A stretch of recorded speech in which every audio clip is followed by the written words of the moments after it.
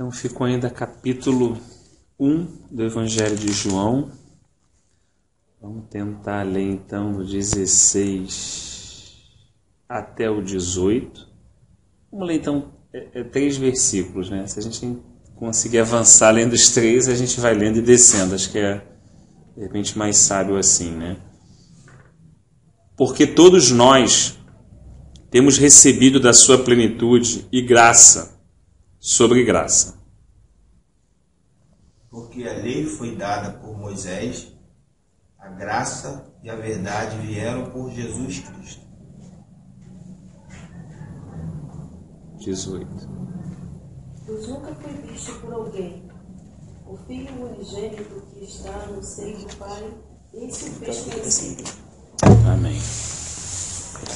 Vamos pensar de repente nesses 3 versículos, né? Pensar um pouco a gente lê um pouquinho sobre a lei e sobre a graça, né? São 2 coisas que parecem ser assim, contraditórias, mas na verdade não são, né? Cada uma delas tem um propósito assim dentro da sabedoria, da presciência do Senhor, né?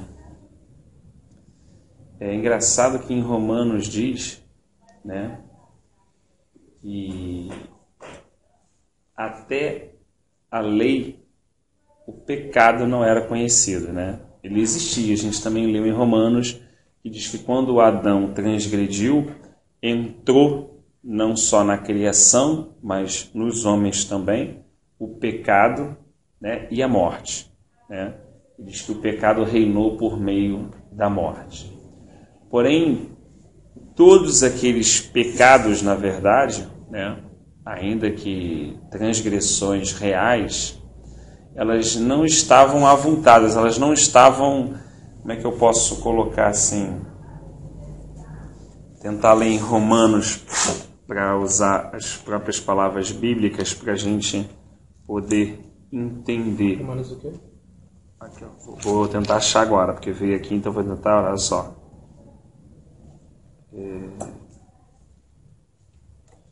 Que diremos, pois? Romanos 7:7. Olha, Romanos 7:7. Que diremos, pois? É a lei pecado? De modo nenhum. Mas eu não teria conhecido o pecado, senão por intermédio da lei. Pois não teria eu conhecido a cobiça se a lei não dissera, não cobiçarás. Mas o pecado, tomando ocasião pelo mandamento, despertou em mim toda sorte de concupiscência, porque sem lei está morto o pecado.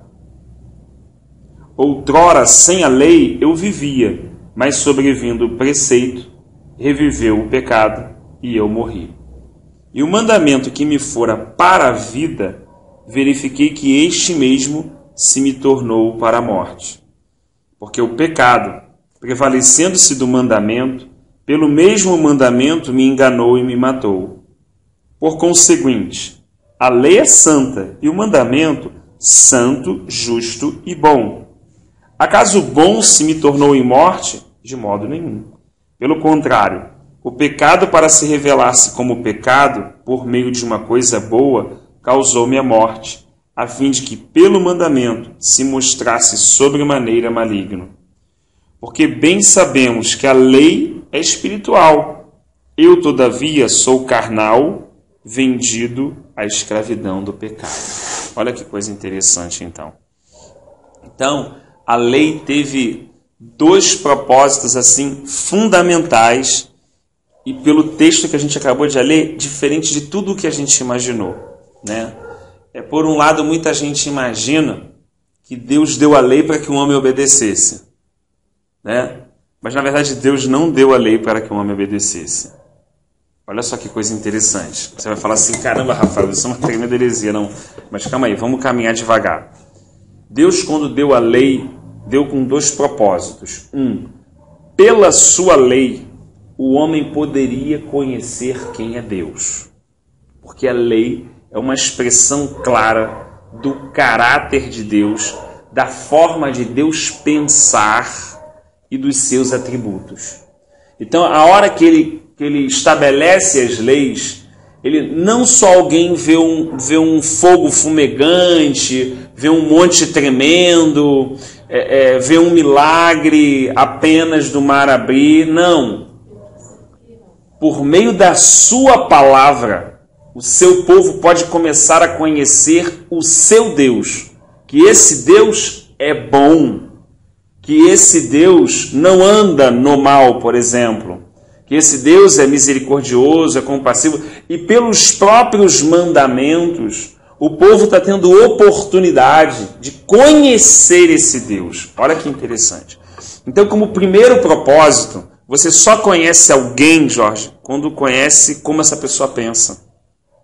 Se essa pessoa ficar calada, você não a conhece. Você pode achar que conhece. Está no meio, está no grupo e tal, mas a gente não conhece. Quando Deus revela os seus mandamentos a Moisés e escreve eles naquelas tábuas que Moisés desce do Monte Sinai e apresenta e lê ao povo, gente, o povo está podendo conhecer através da palavra um Deus que ele não vê. Olha só que coisa interessante. Olha só a importância da palavra, do verbo vivo. Não só da palavra que saiu da boca de Deus, o haja para criar, mas agora a palavra que está sendo dita ou está vindo escrita para que o povo possa conhecer esse Deus. E até a fé, irmãos. Olha o que Paulo, pelo Espírito de Deus, disse em Romanos. Que a fé vem pelo ouvir. Ouvir o quê? A palavra de Deus. A palavra de Deus teológica, racional, não. A palavra de Deus, que fala do próprio Deus. Então, à medida que entramos em contato com a palavra, à medida que entramos em contato, né, com o que Deus é, podemos o conhecer e podemos seguir no encorajamento que o Espírito de Deus deu ao profeta Oséias, dizendo: conheçamos e prossigamos em conhecer o Senhor. Como podemos fazer isso? Por meio da sua palavra. Olha só. Então, na primeira instância, Deus está se revelando através da sua palavra. Certo? Mas nós também sabemos que nenhum homem, exceto, pais, Jesus Cristo de Nazaré, cumpriu a lei. Vocês concordam? Isso está claro? Nenhum homem. Porque se o homem tivesse cumprido toda a lei, ele seria salvo por meio da lei, por meio da obra. Só que nenhum homem conseguiu ser salvo por meio da lei. Nenhum homem conseguiu. Você pode pensar no homem mais certo que você imagina. Davi, tem várias situações. Abraão, tem as situações todas que a gente estudou lá nas quartas-feiras, né? Isaac, Jacó, você pode enumerar o que for. Deus diz claramente através, né, usando o seu servo Paulo no livro de Romanos, dizendo que Deus encerrou a todos debaixo do pecado para com todos usar de misericórdia. É claro que quando alguém conhecia a lei de Deus e aplicava o seu coração, tentando guardar esses mandamentos, a pessoa, na verdade, estava demonstrando uma essência de querer buscar.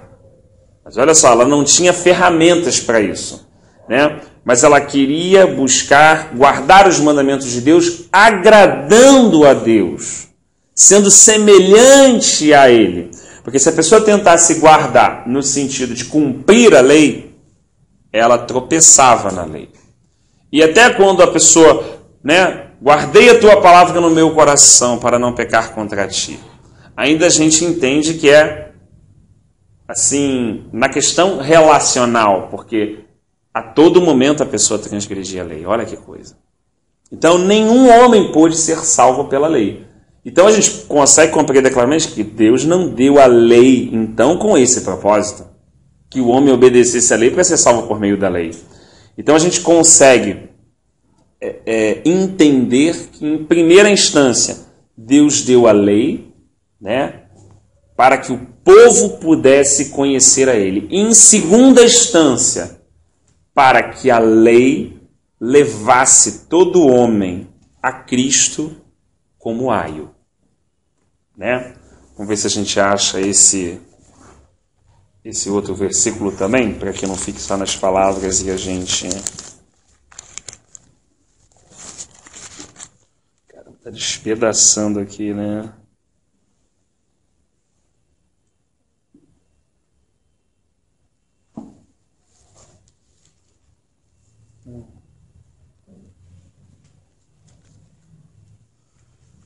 Olha só.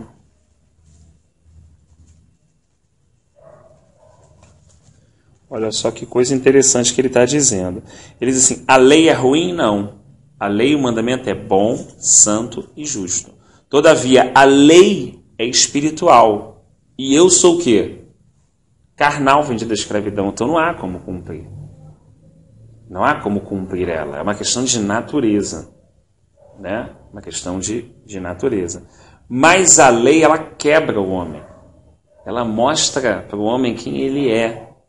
Olha só que coisa interessante, porque quando ele encontra, ele se dá conta da lei, o que Paulo falou aqui? Ele percebe dentro dele toda espécie de sentimento contrário à lei. Então, essa lei, aio, é uma expressão que Paulo utiliza quando um cidadão romano era muito novo e perdia os seus pais, né, ele ficava com um tutor. Esse tutor guardava... E não só assim guardava, administrava os bens daquele jovem, até que ele chegasse à maior idade e se tornasse um adulto, para que ele mesmo pudesse administrar. Então o que Paulo está falando é que a lei serviu de aio para nos conduzir até Cristo. Ou seja, olha que coisa interessante. No final a lei apontou para Cristo. Deus conseguiu provar a todos os homens que nenhum deles seria capaz de ser salvo por meio do cumprimento da lei. Por isso que Paulo completa lá na frente dizendo assim, ó, debaixo do céu, debaixo do céu, só há um nome a quem os homens podem clamar para ser salvo, o nome de Jesus. Então não há. A pessoa pode vir com qualquer filosofia, qualquer ideia de aperfeiçoamento, disso, daquilo. Nenhum homem é capaz de comprar a sua própria salvação. Nenhum homem é capaz de, através dos seus atos de caridade, por mais que toquem, sejam maravilhosos aos olhos de outros homens, isso nunca vai poder ser utilizado diante de Deus para comprar a sua própria salvação. Né?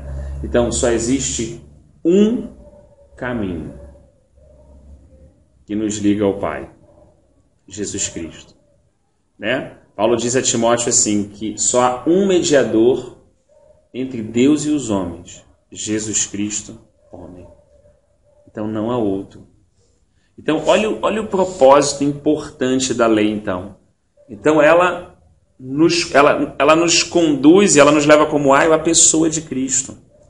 Na verdade, a nossa salvação, né, é pela graça, mediante a fé. Mediante a fé. Somos salvos mediante a fé. Porque cremos em Jesus Cristo e naquilo que Ele fez por nós. Jesus Cristo obedeceu toda a lei? Obedeceu toda a lei. Aí Paulo coloca assim, para a gente trazer um equilíbrio, até porque está sendo gravado, né? Ué, Rafael, então vou viver deliberadamente no pecado? Ele diz assim, de modo nenhum. Poxa, se você entendeu isso, então você ainda não tem a essência. É claro que não. É claro que por causa dessa fé e por causa daquilo que Ele fez por nós, olha só o que Ele produziu. Ele nos gerou de novo. Por isso nós nascemos de novo da água do Espírito. Olha só, Ele trocou o nosso coração duro por um coração de carne Ele imprimiu os seus mandamentos no nosso coração, Ele nos deu o seu Espírito Santo. Por causa dessa obra que Ele fez na nossa vida, então é possível que a gente estabeleça a lei. Mas não que a gente a cumpra para ser salvo, mas por causa daquilo que Ele fez por nós, é possível que em novidade de vida a gente ande estabelecendo a lei. Mesmo assim, na carta de João, ele nos deixa claro que se nós falarmos que não somos pecadores, fazemos o quê? Não, fazemos a Deus de mentiroso. Porque não há como nenhum homem dizer que não peca. Contudo, se nós andarmos na luz, como Ele na luz está, né, em comunhão uns com os outros, então o sangue de seu Filho Jesus nos purificará de todo pecado. Então olha só que coisa interessante que a gente tem que ter. Há dois desequilíbrios aí. Há pessoas que vivem deliberadamente no pecado, fazendo pouco caso dessa salvação, e falam assim, Jesus já me salvou, e levando a vida de qualquer maneira. Não entendendo que Jesus nos salvou e realizou essa obra, na verdade, para imprimir em nós a sua própria semelhança. Paulo disse isso lá em Romanos, porque fomos predestinados à imagem do seu Filho. Então, quando ele fez essa obra, na verdade, foi para imprimir essa semelhança que foi perdida lá no vídeo que a gente estava falando no início, que foi perdida lá na queda de Adão. O homem era perfeito. Perfeito. E foi criado como? Façamos o homem a nossa imagem e semelhança. Como o homem foi criado? A imagem e semelhança de Deus. Mas quando ele peca, ele cai. E ele cai para onde? A gente leu lá no domingo, Colossenses, dizendo o quê? Que o Pai nos transportou do império das trevas para o reino do Filho do seu amor. Então Adão foi para onde quando ele caiu? Para o império das trevas, pô. Ele foi para debaixo do tacão do diabo. Então olha só que coisa. Como é que no império das trevas, debaixo do tacão do diabo, o homem vai conseguir ser salvo pela lei? Olha só que coisa que a gente não para pensar, né? Então, quando a gente fala assim, a pessoa, Deus quando deu a lei, não foi esse propósito do homem obedecer. Que isso? Não. Deus quando manifestou a lei, foi para que o seu povo pudesse o conhecer. E para que toda a humanidade pudesse ser conduzida a Cristo. É claro que quando a pessoa recebe a lei de Deus, é isso que eu estou querendo explicar, para a gente poder ter esse equilíbrio.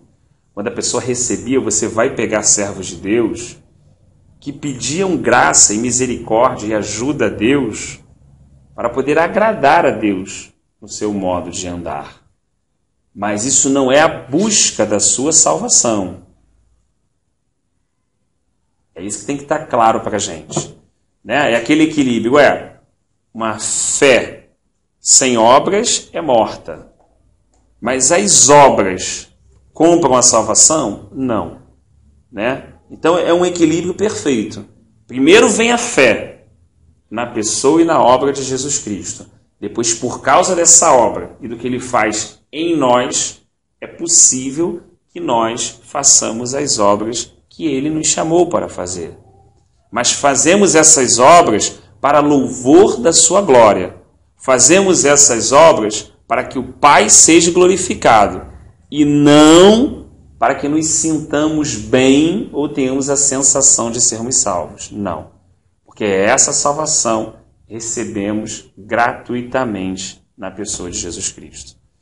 Isso traz algum conflito para a gente ou fica claro no nosso coração? Como é que os irmãos veem essa...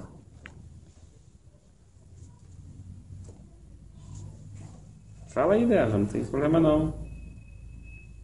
Por que eu coloco isso? Porque de um lado você vai ver irmãos massificando o cumprimento da lei e colocando o jugo humano sobre as pessoas.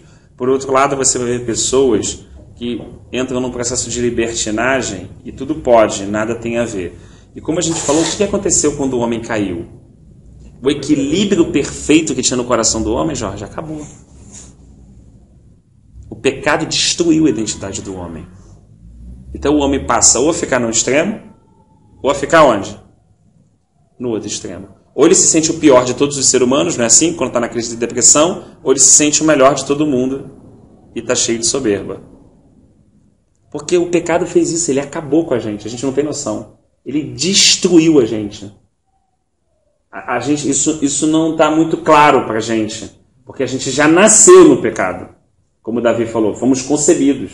A gente não tem noção do quanto o pecado destruiu o homem, na sua forma de pensar e na sua forma interior de ser. Esse equilíbrio lá, Adão acabou, meu irmão. Entrou naquele momento, se ele foi para o império das trevas, o que entrou nele? Treva, pura. Os seus olhos se escureceram, o seu coração adoeceu. Ah, Rafael, então como as pessoas foram salvas até Cristo? Aí é o que a Escritura deixa claro também. Da mesma forma que nós, depois do sacrifício de Cristo, somos salvos pela fé do que Ele fez por nós, as pessoas antes de Cristo eram salvas pela fé que elas tinham no que Cristo ia fazer por nós.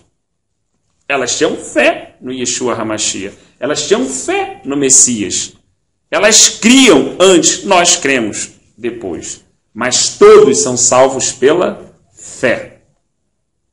Não há como ninguém ser salvo fora da fé.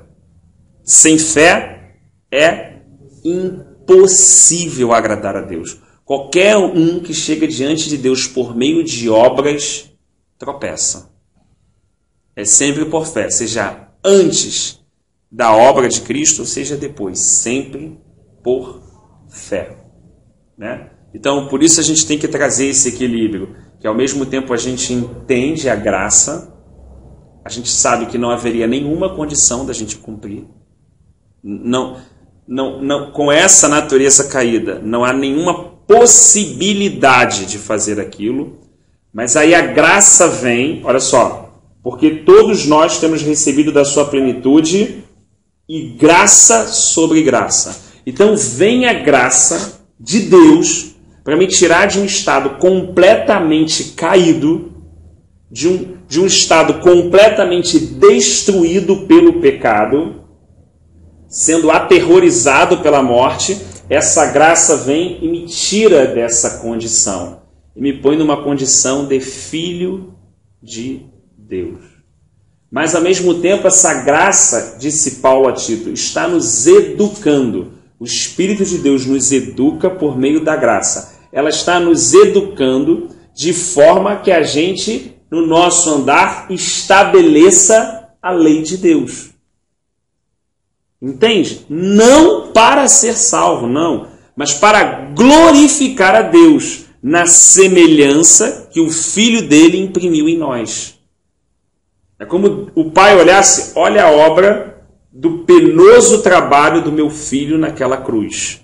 Quando ele vê aquela boa obra que ele começou e ele é fiel para terminar, aquele versículo que a gente usa tanto, aquela obra, ela começa na nossa vida no dia que o Evangelho entra na nossa vida. E nós cremos em Jesus e no que Ele fez por nós. Então uma obra se inicia, vem a graça de Deus. É impossível, por isso é boas novas, senão teria que ser péssimas novas. Porque dependendo de como a pessoa prega, o cara fala assim, meu irmão, você é tão ruim, que não tem como. Como é que eu vou ser crente? Isso não serve para mim. Porque a pessoa não está passando a mensagem direito. A mensagem é, olha, você hoje se tornou justo e você hoje é justificado por causa da obediência de um justo, da pessoa de Jesus. Eu tive os meus pecados cancelados e as minhas dívidas rasgadas por causa do que Jesus Cristo fez. Isso foi o quê? Caríssimo para ele, mas para a gente, de graça. Então, é graça de Deus. As pessoas, algumas falam favor imerecido, né? É liberalidade, generosidade de Deus em doar de si mesmo a quem não merece. Pouco importa, assim, nesse sentido, as palavras que alguém vai tentar usar para definir uma coisa que não dá nem para ser definida. Porque fala da própria essência de quem Deus é. Ele se derramou. Ele se deu mesmo. Né? Então a graça vem e nos tira. Só que a graça também tem um propósito de nos introduzir no governo. Porque se nós fomos transportados do império das trevas, Colossenses 2, para o reino do Filho do seu amor, então nós saímos de um império, onde tinha lá um imperador, e fomos transportados para um reino, não é assim? Então, lá tinha regras nesse império, né? Pô, você quer se dar bem, passa os outros para trás. Você quer juntar, meu irmão, não dá nada para ninguém. Não é assim que a regra funciona no império das trevas? É assim que a gente vê, funciona lá assim. Quando a gente vem para o reino do Filho do seu amor, que está lá em Colossenses 2, como é que ele deixa os princípios desse reino? Você quer juntar? Dê. Você quer ser o maior? Seja o menor. Né? Você que está em uma posição? Sirva.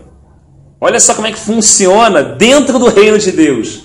Isso é real, irmão. Isso não é fictício, não. Dentro do reino de Deus, a lei, os mandamentos são completamente opostos ao reino que a gente viveu durante muitos anos. É por isso que Paulo fala para a gente não se amoldar ou não se conformar com este século, mas nos transformar pela renovação da nossa mente, para podermos conhecer a boa, perfeita e agradável de Deus, a vontade de Deus. Então é necessário que a gente conheça o Senhor, como a gente está falando aqui desde o início, e conhecendo Ele por meio da sua palavra. Olha só que interessante. E a graça vem para nos tirar dessa condição e nos levar ao governo. Porque o nosso problema vai estar sempre ligado ao governo. Nunca a graça. Já viu alguém reclamar da graça? Já viu um israelita falar assim, que droga, foi lá, Deus operou grandes milagres e me tirou do Egito, já viu? Ninguém reclama da graça. O mar abriu, ninguém reclama, mas quando a pessoa se dá conta, eu saí de lá, de Faraó, mas agora eu estou debaixo de um outro rei, que é o Senhor. É o que ele falava o tempo todo. Eu sou o Senhor vosso Deus, que vos tirei com o braço forte do Egito. Então agora há um rei, há um Deus, que não é como que eles tinham lá, mas eles também estão debaixo de um governo. E nesse novo governo há o quê? Novas leis. E o que o povo encrenca? É com o governo. Não, aqui não é assim. Aqui você me pede e eu dou água, no momento que eu achar conveniente. Aqui você me pede e eu mando o maná do céu. Lá você vivia, pegava água a hora que você quisesse. Se você quisesse lá no Rio Nilo, pegava uma aguinha e bebia. Mas tinha muitas outras coisas lá. Então, Faraó tinha um coração. O Senhor tem outro coração. E à medida que o povo olha muito para a conveniência dele, o povo começa a ficar com um problema com Deus, porque o povo não consegue ver em Deus um Deus amoroso. É igual aquela criança que fala assim, eu prefiro que o meu pai fosse aquele cara lá, porque ele vai dormir 1h da manhã, ele fica na rua, ele joga bola, ele pode fazer tudão, meu irmão, não tem limite para nada e tal. Meu pai é um chato, eu queria que o meu pai fosse aquele cara. Quando uma criança de 11 anos, de 10, de 9 fala isso, para a gente que é adulta, a gente sabe que ela está falando a maior asneira do mundo. Porque aquele outro pai está chegando tarde do trabalho, está pegando a lição de casa dele, está fazendo dever, está falando, você não fez, faz de novo, amanhã você não vai brincar, você vai fazer isso. Vamos ser sinceros, quando a gente era criança, a gente achava o que isso? Não, isso não sabe, outro pai é o máximo. Não é assim? Mas por quê? Faltava em nós a clareza de entender que tudo que aquela pessoa fazia por nós era expressão de quê? Do amor e do cuidado dela. Enquanto a outra pessoa largava aquela criança à sua própria sorte. E depois de anos é patente o fruto. E é isso que acontece na vida espiritual. A pessoa chega e fala assim, meu Deus, isso é brincadeira, meu irmão, não toca. Pô, caramba, não pensa nisso, não fala aqui, caraca, tudo que é mais gostoso eu não posso e tal. Então, é aquele pensamento inicial quando a pessoa chega ao reino de Deus. Que droga de pai, pô, caramba, o outro fala tudo, eu não posso fazer nada. O que a pessoa não consegue perceber é, na verdade, quando o mandamento de Deus foi revelado, por trás daquilo está o amor de Deus. É como Deus falasse assim, não toca na tomada, não sobe naquela escada que está quebrada, não encosta naquele fio. E se eu soltar minha filha aqui de 1 ano e meio até ela vai exatamente nesses lugares. A gente acha coincidência, não é o pecado mesmo. Ela vai exatamente em todos os lugares que não pode. Tem hora que o adulto fala o quê? Meu Deus, mas só faz o que não pode, não é assim? Então qual é a impressão? Você pega a criança, puxa, a criança começa a chorar. Porque tudo que ela quer fazer, você está preservando ela. Só que ela está indo no caminho para se autodestruir. Por isso que ela precisa de alguém para intervir sobre a vida dela. E o nosso Pai bondoso, amoroso, celestial, quando expressa os seus mandamentos, na verdade está guardando o seu povo da autodestruição. Na verdade está amando o seu povo. Sabe que a nossa natureza gosta daquilo ali. Gosta que ele vai se destruir. O cara vai pegar naquilo, ele vai naquele caminho, daqui a pouco quando a gente olha, quando o cara está mais velho, ele, meu Deus, que caminho eu peguei. Não é assim? Puxa vida. Tem sempre tentando guardar essa mente da inocência. Porque na inocência ele está cuidando. Depois que tu sabe de uma coisa aí, você vai padecer, vai passar por aquilo, vai passar por aí. Provérbios 22, 15, né? Fala. Fala sobre... É aquela vez que a gente está estudando. Manda isso aí, a tolice está ligada ao coração da criança, mas a vara da correção afugentará dela. Exatamente. Já nasce, está ligado. A importância da disciplina que nós aplicamos aos nossos filhos e com certeza Hebreus complementa na disciplina espiritual que Deus exerce sobre a nossa vida. Porque o fato de Deus nos apertar, o fato das vezes a gente ficar constrangido, é só para o nosso bem. Irmão, é só para o nosso bem. Nenhum pai, temos muitos aqui, nenhum pai tem nenhum prazer em corrigir o seu filho. Sabe, aquilo dá algum prazer? Você tem que chamar? Não dá. Quando nós fazemos, o fazemos por amor, para moldar o caráter deles, né? Para que eles não sofram situações que nós sofremos, porque de repente não seguimos aquela orientação, ou naquele momento não tivemos aquela orientação. Então olha que coisa interessante. Então, a graça não se opõe ao governo. A graça permite que a gente entre no governo. É isso que a gente precisa entender. E com isso a gente consegue ficar no equilíbrio. Nem debaixo de tacão do homem, das pessoas, não faz isso, botou esse sapato preto, botou não sei o que, botou isso, botou aquilo. E nem por outro lado, de forma na libertinagem, vivendo uma vida, né, desenfreada no pecado. Porque não é isso que Deus quer. E também não é isso aqui que Deus quer. Quem fez a obra foi Ele. A graça é dele. É Ele que nos tirou dessa condição. Quando você vê uma pessoa, eu já vi isso muito interessante, quando às vezes uma pessoa chega muito, ela fala assim, agora eu vou ser um crente e tal, não sei o que, barará, e ela começa a botar muita banca, o que começa a acontecer? Deus começa a apresentar a lei para ela, pô. Até quebrar o sujeito. Que a pessoa fala assim, isso aqui eu nunca mais vou fazer. Esse pecado eu nunca mais vou cometer. Pô, meu irmão, é tudo que o diabo precisa para bater 2 palminhas. Porque eu vou chegar, vou botar, ele vai tropeçar, ele vai se sentir o pior de todos, né? Vai se sentir o pior e vai ficar se autocomiserando naquilo. Né? Então, assim, olha a questão do equilíbrio. Deus quer que ele faça aquilo? Não. Mas Deus quer que aquela pessoa pense que ele, nele mesmo, não vai fazer aquilo? Não.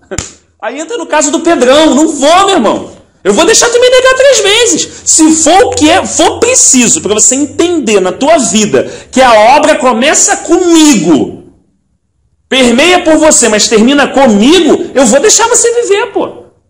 Até te quebrar, até você entender que não é uma questão de religião. É uma questão do que eu fiz na cruz por você. Foi eu que te amei primeiro. Você não tinha condição, Rafael, de responder isso. Você não tinha condição de ser nada se não fosse por meio de mim.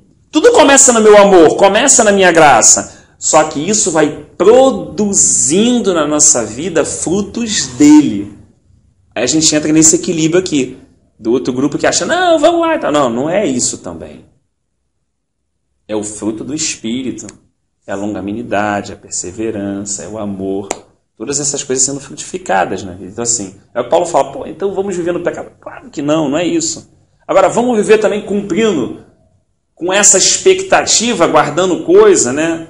Porque isso nos traz soberba. Quando você começa a fazer a coisa com essa motivação... Tudo é intenção, né? É, intenção. O cara começa, pô, não sei o que, mas isso aqui eu já faço, mas não sei o que. Irmão, tu ora, eu oro, eu leio a Bíblia, eu faço não sei o que, barará, mas dependendo de você... Isso é bênção, não sei. Depende com a intenção que está sendo feita. Porque se for com uma intenção, sabe, que na pessoa não está claro que tudo aquilo é um resultado de uma obra de Deus na vida dela, é questão de tempo para ela se enrolar e tropeçar.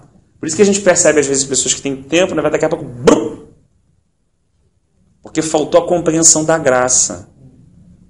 Faltou a compreensão da graça. Porque começa naquilo ali e Deus vai, daqui a pouco a pessoa acha que é o tete a tete com Deus. Não é, cara. Ele é o soberano. Ele é o soberano. Nós, cacos de barro. Ou como diz Ezequiel, menos do que nada.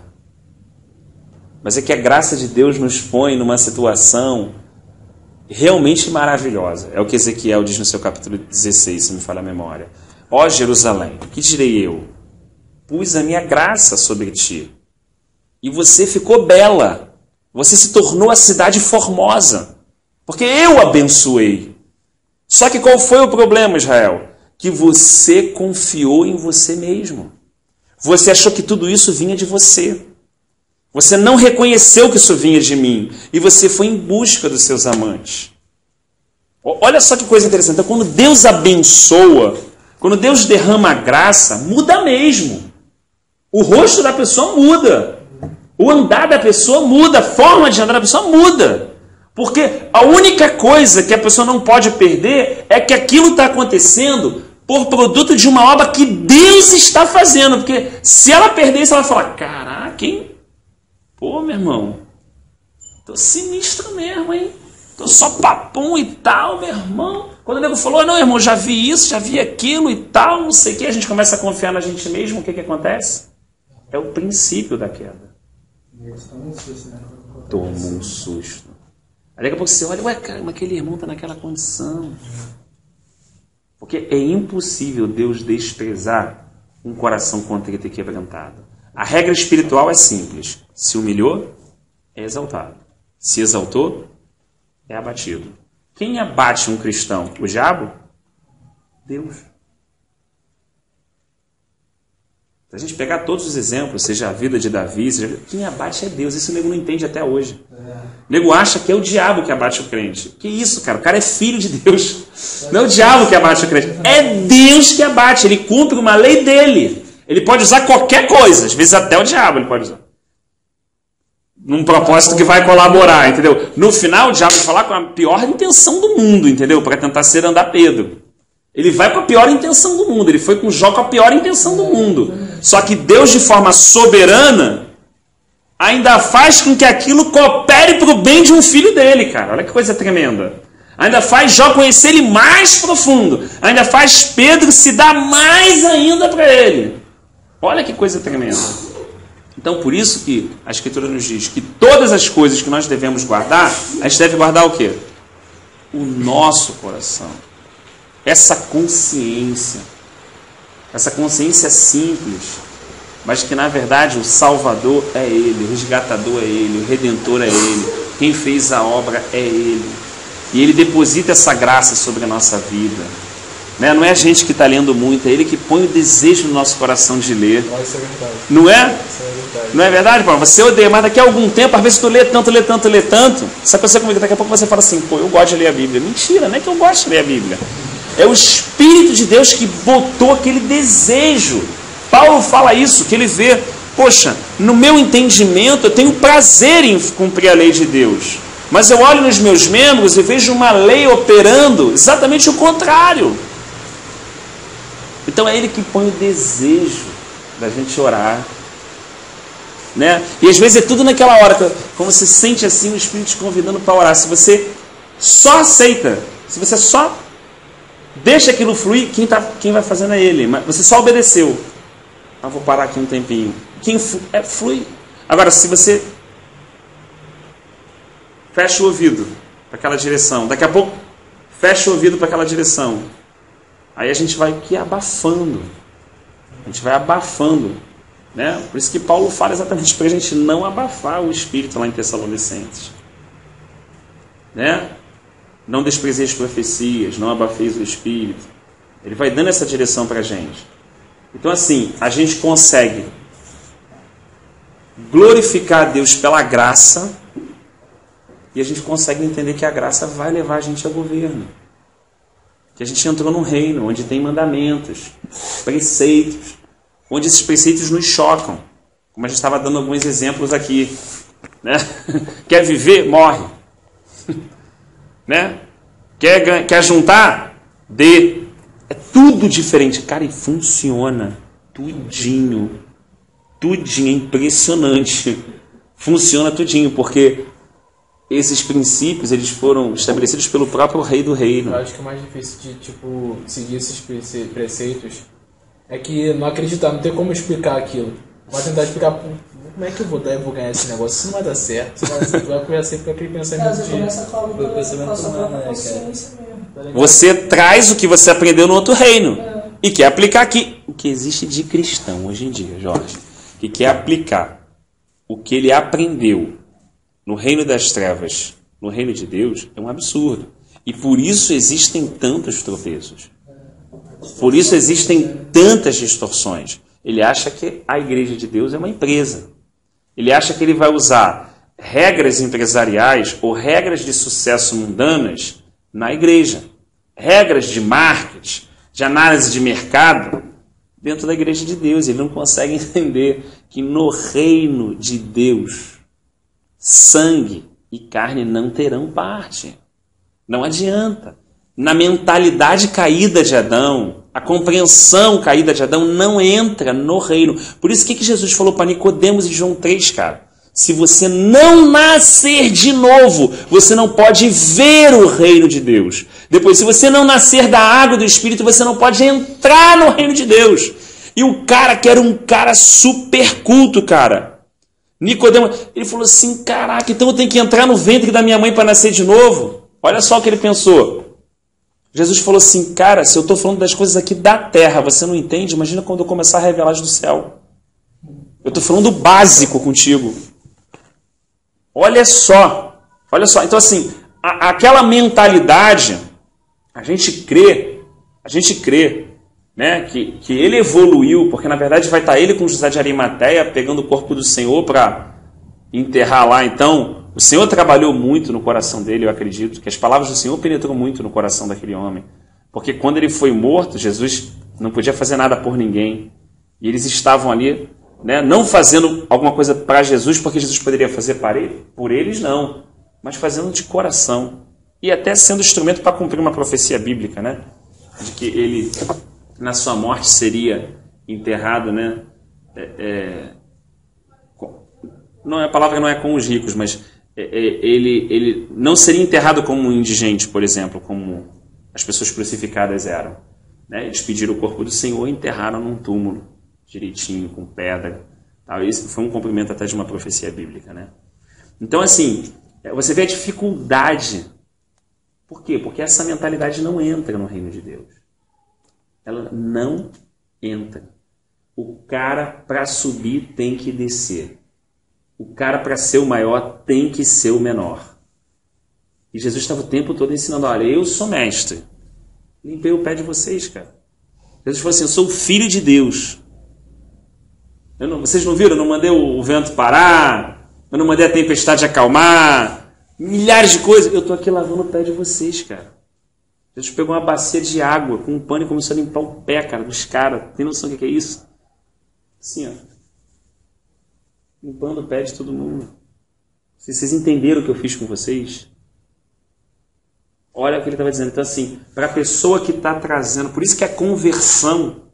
Olha só o papel da conversão. É a metanoia, é a mudança. Não tem como você viver... Senão tudo dentro do reino de Deus vai ser um chato para a pessoa. Se ela não entender Romanos 12, se ela se amoldar ao pensamento e não mudar pela transformação da sua mente, a vontade de Deus nunca vai ser boa, perfeita e agradável.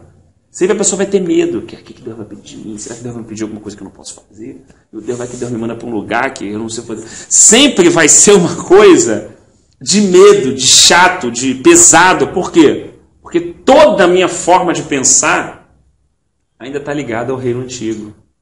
Então, olha como é que é a questão da conversão. Os discípulos andavam com Jesus? Andavam. Mas o que estava lá? Tiago e João, Quando puder lá no reino, eu sento na direita, eu sento na esquerda. O que é isso? Ó, tem um pessoal pregando ali e tal, vou mandar descer fogo. Jesus falou, cara, que isso? Vocês não entenderam pelo que espírito eu vim? Por quê? Porque a mentalidade era a mentalidade caída. A mentalidade adâmica. Por isso que nós recebemos o quê? A mente de Cristo. Só que olha só, como um processo isso. Olha que coisa importante. Olha quando Deus vai mudando a nossa forma de pensar. Porque, olha aqui, ó, os seus pensamentos são mais altos que os vossos pensamentos. Você usou Colossenses 3. Né? Se você morreu e ressuscitou, agora você está onde? Teu pensamento tem que estar onde? No reino. Então tudo isso Deus está mudando na nossa vida hoje, como um processo, irmão. Não mudou tudo de uma vez. Essa metanoia, essa mudança, a gente vai sendo confrontado nas circunstâncias do dia a dia. Não é assim? A gente sente dor quando perde. Aí depois o Espírito de Deus vai lá e trabalha e mostra. O que você perdeu, rapaz? Você não perdeu nada. O rico, né? Aquele lá do jovem rico. É, olha só. E isso falou até numa questão, olha só, de eternidade. E de transformação interior. Lembra do exemplo que eu falei? Eu fui humilhado. Ele falou, que tu foi humilhado nada, para tô te abençoando. Entendeu? Então a gente olha, porque a gente está.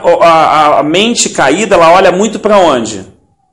A mente caída, ela olha para o Adão, para nós. A mente de Cristo olha para Cristo. Pensa como Cristo. Então, olha a importância da gente permitir que o Espírito de Deus vá muito fundo na nossa vida e que a gente não cesse o processo de transformação na nossa vida. Porque não é assim? Olha, quando eu era do mundo, eu roubava, matava, estuprava, fazia não sei o quê. Ou sei lá, ou eu só cheirava, por exemplo. Né? Ou eu só era mentiroso. Aí agora que eu estou com Deus, isso. O que a pessoa, ela olha a transformação dela como? Nesse pedacinho de tempo. Só que, na verdade, irmãos, se nós fomos predestinados à imagem do seu filho, você acha que a mudança pode parar ali? Você acha que adianta o fato de eu ter, sei lá, 18, 36, o fato de eu ter 22 anos caminhando, você acha que significa alguma coisa? Significa nada. Você acha que o número de coisas que eu tenho para mudar é menor do que... Nada. Se a gente estagnar a nossa mudança, a gente está morto. O processo de transformação, ele não para. Ele é contínuo na nossa vida. Se a gente acha que está bom, está morto. Se a gente acha que está bom, é porque a gente morreu. E o que ele vai fazer com isso? Ele vai confrontar a gente aonde? No nosso casamento, na nossa relação com os nossos filhos, no nosso vizinho, no nosso trabalho. E nisso tudo, ele vai mostrando o quê? A necessidade da gente mudar, cara. Pô, ontem o culto abençoado, eu saí do culto por causa do negócio do cachorro, eu estava chateado. Falei, que meleca, o negócio, uma meleca de um cachorro, rapaz, eu fiquei... Tá entendendo? Eu falei assim, caraca, o que é isso? Miséria. O que é isso? Pequenez. É, cara. É pequenez. O que Deus mostra? Aí, tá vendo? Pô, Rafael, o básico. Olha como é que tu precisa ser mudado, cara. É o básico. Eu boto um insetozinho para te picar, é o básico. Entendeu? Tu pisa num bagulhinho, o espinho entra, é o básico, cara. Como é que tu quer parar de mudar, parceiro? Eu preciso chacoalhar o teu interior todo dia.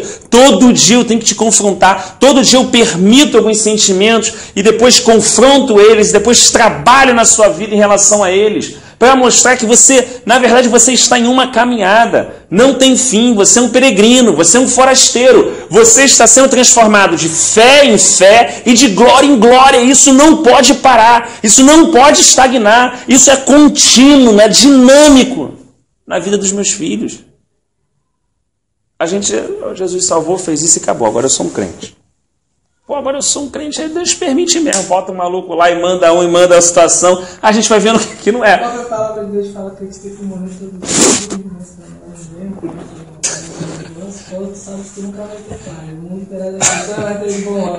Mas o cara ainda acha, Mateus, às vezes, quando ele ouve isso, ele ainda acha assim, no mundo tereis aflições, mas ele acha assim, eu sou certo. Vou passar uns perrenguezinhos, mas é porque eu sou crente. Entendeu? Eu já, volta e meia se demora, eu penso assim. Entendeu? Tô aqui e tal, mas isso aí é perseguição no meu trabalho. Isso é perseguição, não sei o que parará. Isso é isso. Às vezes é até perseguição mesmo. Só que é perseguição para mudar alguma coisa de mim, pô. Agora, uma coisa que eu acho interessante é que a Bíblia é para quem está com Deus.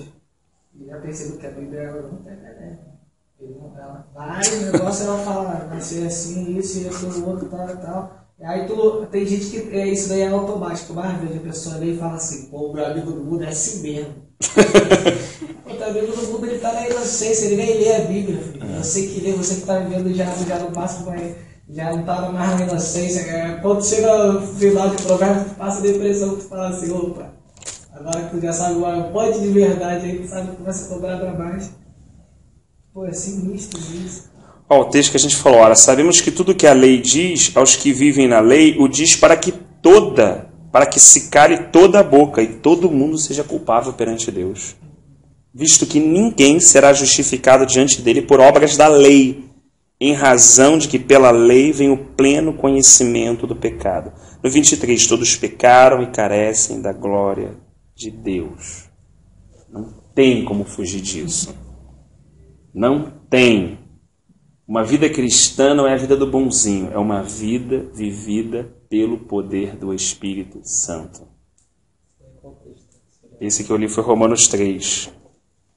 Ele diz assim, como resposta, mas agora, sem lei, se manifestou a justiça de Deus, testemunhada pela lei e pelos profetas.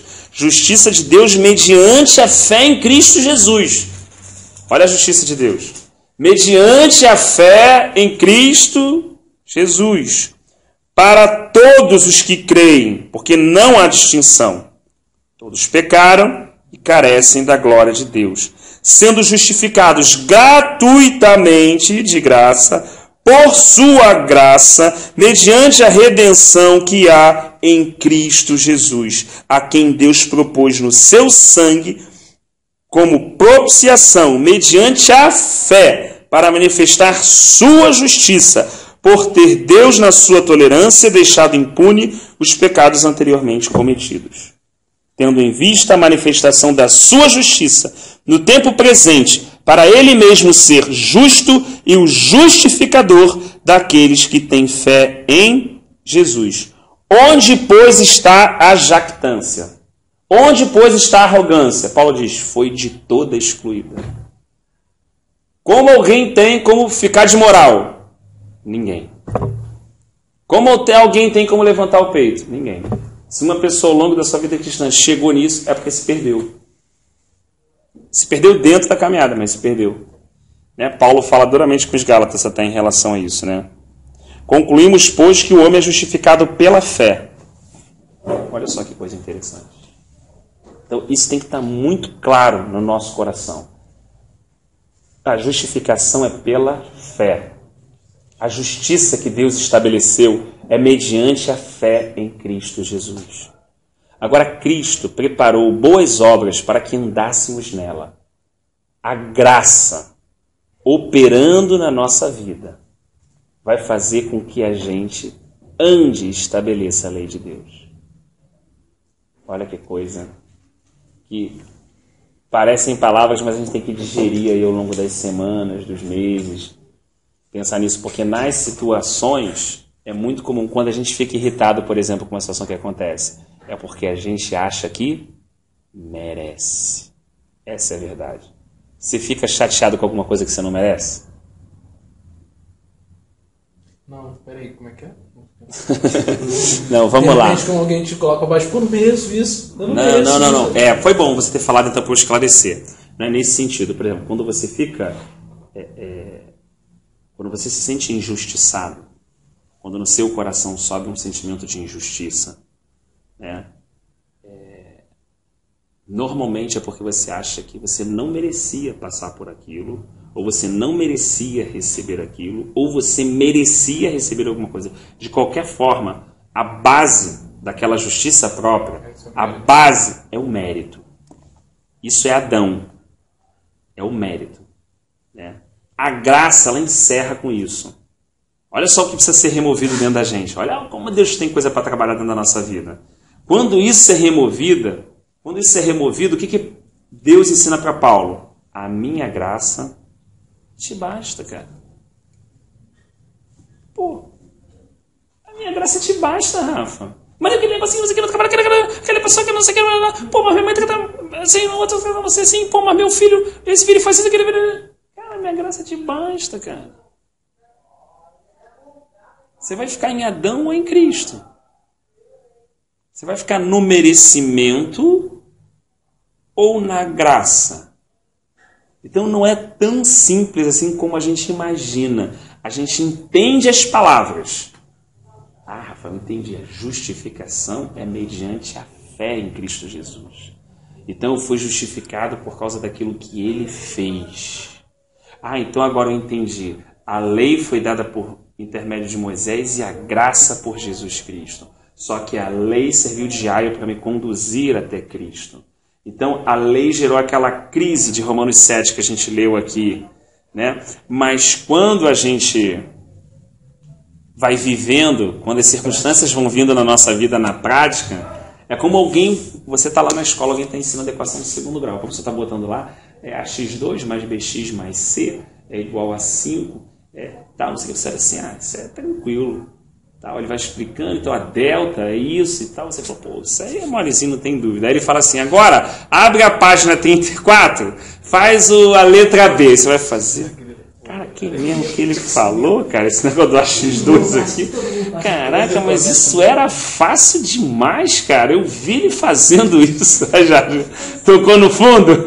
Pô, mas eu vi isso aí, cara. Pô, isso era básico, eu não estou entendendo esse negócio. É exatamente a gente. Na nossa vida espiritual, entendeu? Mas a justiça, então daqui a pouco tá a gente, não. Tá com um pedaço de madeira partindo para cima da pessoa que jogou lá uma árvore, caiu lá, o cara jogou o lixo no nosso quintal. Tá tem um tratamento nessa parte. Ele chegar lá na frente, ele consegue visualizar que é leve e momentânea tribulação e produzir para ele uma glória muito excelente. Depois de ele ter passado por tudo. Houve um vamos botar se a gente pode brincar dessa forma, né? A 5ª série, 6ª série, 7ª série, né? Houve um crescimento, né? E aí ele vai entender, né? Ele vai entender que aquilo foi bom para ele. Talvez como exemplo que a gente deu da pessoa mais velha, falar assim, obrigado, pai. Eu nunca consegui te agradecer pela chinelada, pelas chamadas, por me proibir de ir para a rua, soltar pipa e me botar para estudar, e olhar o meu dever de casa cansado 11 horas da noite. Eu nunca valorizei tudo isso que o Senhor fez por mim. Eu sempre achei que isso era um chato, que o Senhor não deixava eu fazer o que eu queria. Na verdade, o Senhor estava o tempo todo me amando. A gente chega assim, cara. Na vida cristã, o dia que a gente atinge esse ponto, a gente chora igual uma criança. Por dias, cara. Porque a gente percebe, na verdade, que todas as cabeçadas que a gente deu, quantas vezes Deus avisou, quantas vezes Deus falou. Quando Deus falou, Ele não queria o mal, cara. Ele estava querendo guardar a gente. Ele tentou fechar aquela porta, mas eu, na rebeldia, agarrei, passei por cima. Sabe, colhi feridas e situações na minha vida que não eram necessárias e nem do plano dele, mas foram necessárias por causa da dureza do meu coração. E aí, naquele tratar de Deus, né, ele foi me revelando o seu amor. E quando eu atingi a maturidade, eu olhei e falei assim, perdoa por nunca ter te agradecido. Né? Então, isso que acontece na nossa vida natural também acontece na nossa vida espiritual, num certo momento, na vida de cada um de nós. À medida que surge esse ponto no relacionamento seu com Deus, você cai a ficha e você, caramba. E eu achando que, minha família era ruim, eu reclamando do meu irmão, eu falando isso do meu pai, na verdade estava tudo perfeito. O Senhor me colocou nessa família, essas circunstâncias que o Senhor permitiu, estava tudo isso plenamente tecido e elaborado pelo Senhor. Eu simplesmente só não soube enxergar.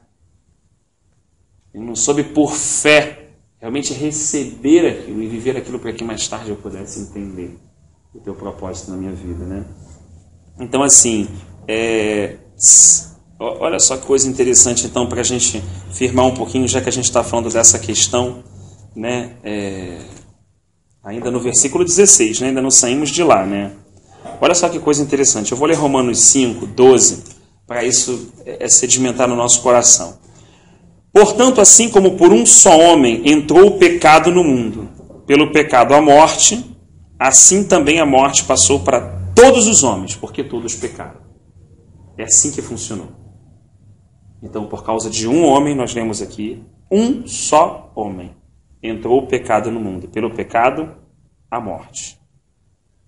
assim também a morte passou a todos os homens, porque todos pecaram. Então, aquela história de que eu não estava lá, se eu tivesse no lugar de Adão, não sei se eu faria isso, já está descartada nesse versículo. Todos pecaram. Se eu estivesse lá, fazer a mesma coisa.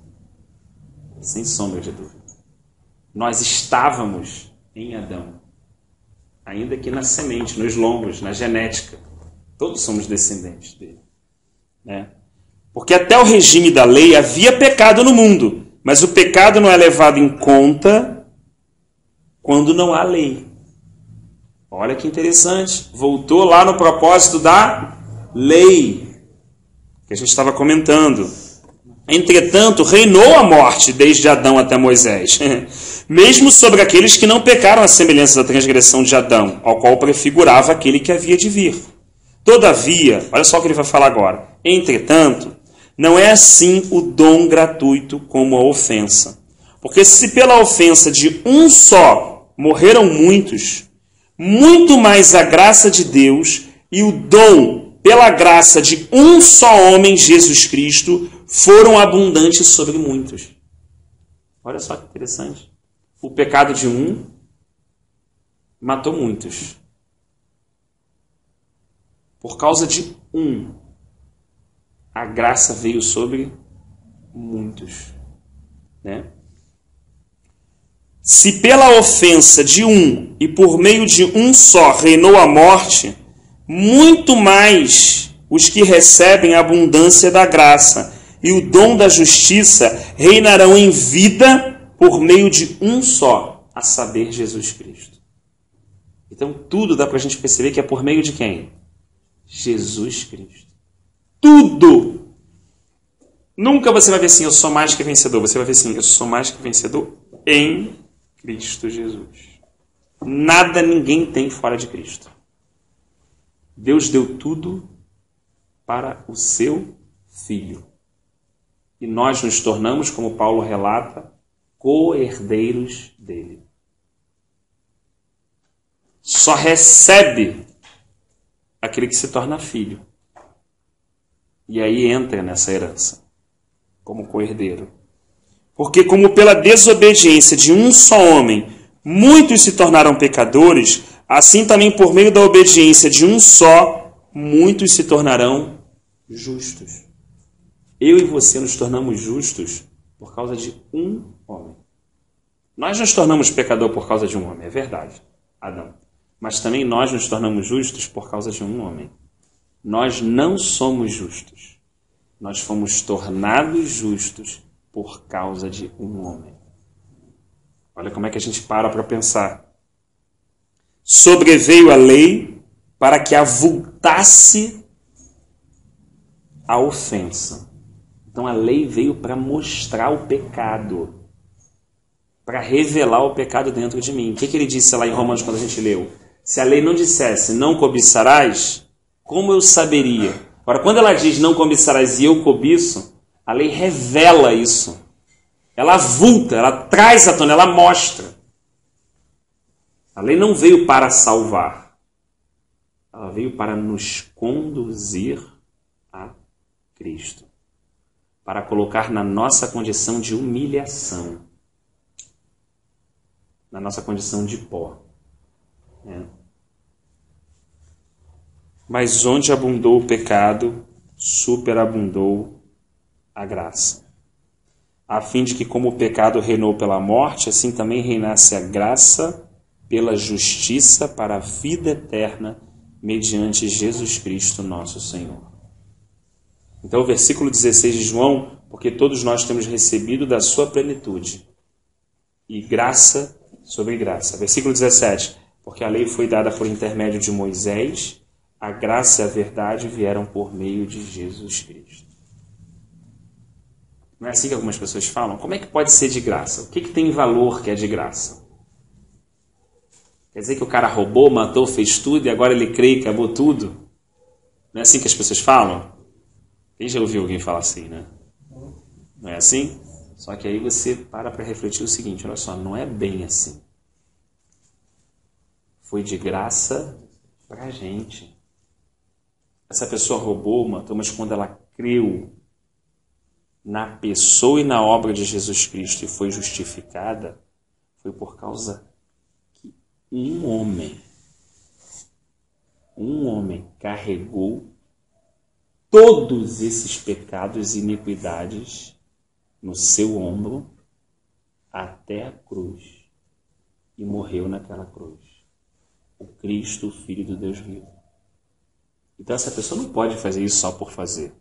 Ela só pode fazer isso porque ela está sendo inclusa dentro de uma obra que foi extremamente magnífica, grande e gloriosa. Ela não está fazendo isso por ela. Ela não está fazendo isso porque ela... Não. Ela está sendo incluso em algo muito maior. Ela está se tornando justa por causa do que uma pessoa fez. Do que Jesus fez por ela. Aí quando você explica dessa forma, você está exaltando a Cristo. A pessoa dele e a obra dele. Não banalizando, como as pessoas colocam, o fato de uma pessoa ter uma vida e depois... Agora tudo assim. Não. Não é tudo assim não, amigão. Ele não pagou, mas você não tem noção de quem pagou por ele. Foi caro demais. Ele deixou a sua glória. Ele é Deus. E não usurpou ser igual a Deus quando estava aqui. E se humilhou até uma morte de cruz. Parceiro, ele pagou muito caro. Muito caro. É de graça para ele. Mas ele pagou muito caro. Por isso a gente não pode baratear o que foi caro. E também não pode encarecer aquilo que foi de graça. Porque os papéis estão trocados. Alguém pagou por esse indivíduo. E quando esse indivíduo crê em Jesus e na obra que ele fez, ele recebe graça. A dívida dele é paga. Como é que a gente sente se a gente está devendo um banco, ou alguém, ou uma pessoa, um dinheiro emprestado que a gente pegou? Quando chega alguém e fala assim, pô, tô vendo que tu tá aí, chega lá e, pô, tá devendo 500 pratas. Aí o cara chega lá, não, fica tranquilo aí, o cartãozinho de crédito, a Renner, o que seja aí. Aí a pessoa chega lá, não, fica tranquilo e paga. Como é que você se sente quando alguém paga para você uma dívida, não sei, de 500 reais, de R$1.000? Dá até um glória. Tu dá até um glória, né, Jorge? Dá para perceber no rosto da pessoa, sabia? A alegria. Dá ou não dá? Não, deve dar, João? Não, você não passou, mas dá para imaginar. Você enrolado. Olha só, vou te falar. Eu não estou botando um valor alto não, hein? Estou falando R$1.000. Porque quando a dívida é muito alta, tem gente até que se mata. A gente conhece a história assim, né? Estou botando R$1.000. Você todo dia pensando, fazendo conta, como é que eu vou pagar? Conseguir pagar isso. Aí você faz conta, faz daqui, faz dali. Não vou pegar isso, eu vou juntar, vou pegar o 13º, eu vou pegar um dinheiro emprestado com meu irmão, com a minha irmã, com meu pai, vou fazer isso, vou fazer assado. E de repente vem alguém, você todo embolado. Aí vem alguém e vai lá e pomba, paga aquilo para você.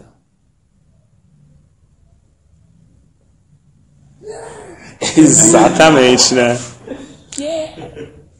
Porque você tem noção da sua dívida. É por isso que você ficou alegre. A alegria da salvação é isso, gente. A pessoa só não fica alegre quando ela não tem noção da dívida. Quando ela se acha muito boazinha. Na verdade, o Espírito de Deus ainda não conseguiu convencer ela do tamanho da dívida dela. Porque quando o Espírito mostra o tamanho da nossa dívida, parceiro, todas as nossas transgressões, e aí a lei serve claramente para isso, para avultar isso, para mostrar nossa real condição, vem a alegria da salvação. Cara, alguém pagou uma parada que eu não tinha condição, meu irmão. Eu não tinha rolo. Minha situação realmente era ir para o inferno e viver o resto da eternidade lá, parceiro. É só isso que eu merecia e mais nada. Por justiça, né? Aí Deus diz que manifestou a sua justiça, só que mediante a fé em Cristo Jesus. Olha que coisa interessante. Aí vem alguém, rasga a nossa dívida, paga aquela transgressão. O que é o perdão, cara? O que é você poder dobrar o joelho? Gente, pensa nisso. O que é você poder dobrar o joelho?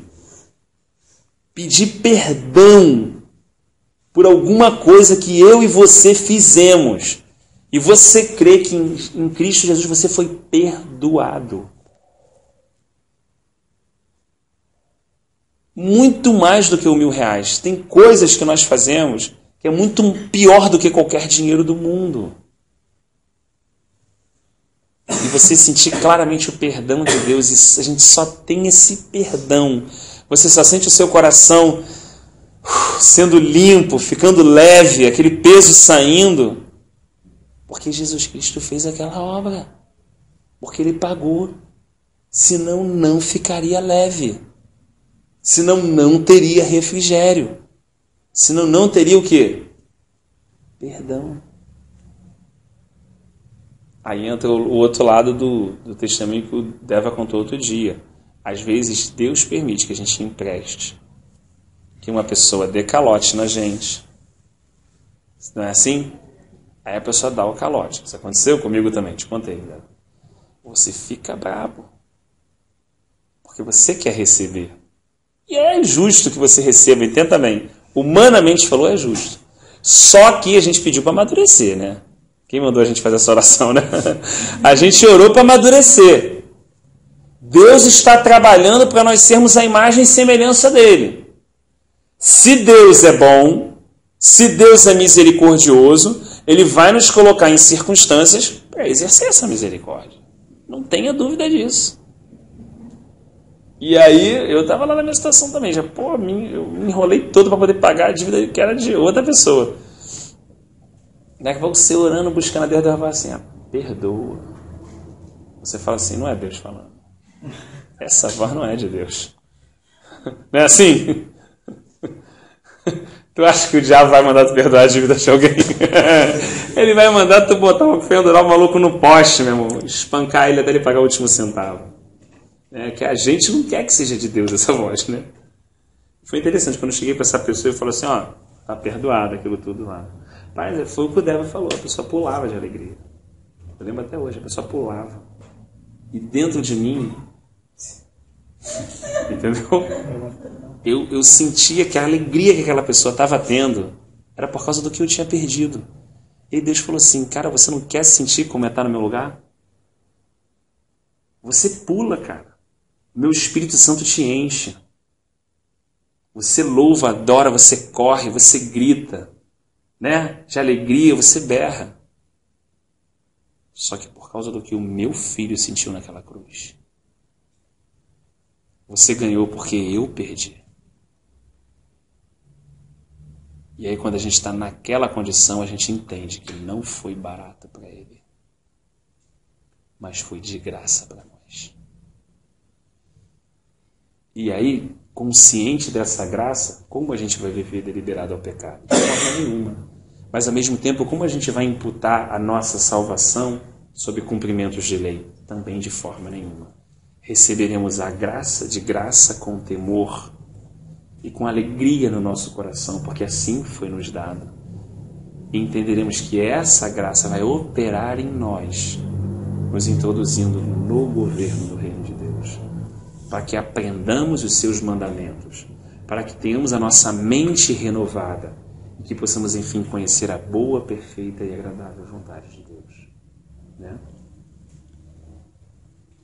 Ninguém jamais viu a Deus. O Deus unigênito que está no seio do Pai é quem o revelou. A gente conseguiu ficar nesses 3 versículos mesmo. Acho que foi bom a gente ter lido só os 3, né?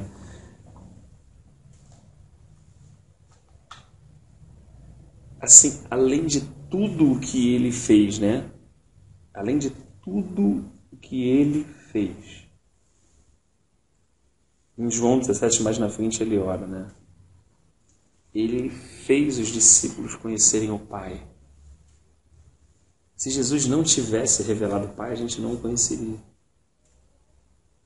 Quem usou as parábolas? Quem falou assim, olha, o reino de Deus é semelhante a sementinha. O reino de Deus é semelhante a um homem que arrendou um campo. Olha, o reino de Deus é semelhante a um homem que era colecionador de pérolas. O homem de Deus... Na verdade, cada vez que a gente está lendo todas as palavras de Jesus, aquilo é uma oportunidade a gente conhecer algo muito maravilhoso que está por trás daquelas palavras. Deixando aquelas palavras entrar no nosso coração, a gente está conhecendo o reino de Deus. Esse reino para o qual a gente foi transformado. Eu não estou falando de um templo. Eu não estou falando de uma denominação religiosa. Eu estou falando do reino para o qual nós fomos transportados. A gente vai entendendo esse reino. A gente vai compreendendo os mandamentos e os princípios desse reino. E a gente vai conhecendo como o rei desse reino pensa. A gente vai prosseguindo em conhecer. Então, assim, João está deixando isso aqui aos olhos daqueles que vão ler essa palavra, né? E a gente percebe que se tudo isso se tornar meramente uma religião evangélica, então não valeu a pena. Se tudo isso se tornar apenas momentos de culto, então não valeu a pena. Não valeu. Mas se essas palavras entrarem no nosso coração, iluminarem o nosso coração para que a gente conheça a pessoa e a obra de Jesus Cristo e o que Ele fez por nós, e nos dê entendimento do reino para o qual Ele nos trouxe, nos plantou, e tudo o que esse reino é e abrange, então nós vamos declarar como Débora falou de Paulo, porque as leves e momentâneas tribulações. Mas isso não vai vir por esforço. Não vem. Isso só vem como consequência do tratar de Deus na nossa vida diária. E quando nós nos rendemos e essas coisas servem para abrir os nossos olhos, e apenas como a gente tanto usou o exemplo de uma criança que amadureceu, e a gente amadurece e veja no Espírito, então o louvor vai ser contínuo nos nossos lábios. Não porque temos que louvar a Deus, não porque está escrito, não porque é obrigado, não porque tem que fazer, senão eu vou me desviar e vou para o mundo e lá eu vou me arrebentar. Não por isso, né? Mas porque vamos ser capturados por eles. Por Ele, né? Pelo Senhor. Amém? Que o Senhor nos ajude, nos dê graça, né? Para que a gente não deixe esta graça como ela é, né?